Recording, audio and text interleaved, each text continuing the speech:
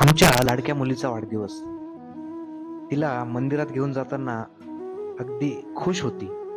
आपल्या संस्कृतीमध्ये वाढदिवस म्हणजे फक्त केक आणि गिफ्ट नव्हे, तर पुण्य कमवण्याची संधी देखील आहे. आमच्या लाडक्या मुलीच्या वाढदिवसाला आम्ही एक वेगळी भेट दिली. तिच्या वजना एवढा गूळ आणि डाळ आणि तिच्या वजना एवढा हिरवा चारा आम्ही गायींना खाऊ घातला. कारण आपल्या शास्त्रानुसार गायीमध्ये 33 प्रकारच्या देवतांचे वास्तव्य मानले जाते. माझे असे म्हणणे आहे, की आपण त्या गायीला गूळ आणि डाळ खाऊ घातला म्हणजे 33 प्रकारच्या देवतांना आपण पुरणपोळीचा नैवेद्य दाखवला, अशी आमची भावना. या पुण्यकर्मातून आमच्या लेकीच्या जीवनामध्ये समृद्धी, आरोग्य आणि आनंद नांदो हीच प्रार्थना. आपल्या खास दिवसांना अर्थपूर्ण करण्यासाठी अशी छोटी पण दिव्य कृती जरूर करा. हा आनंद फक्त आपलाच नाही, तर त्या निरागस गायींचा देखील आहे.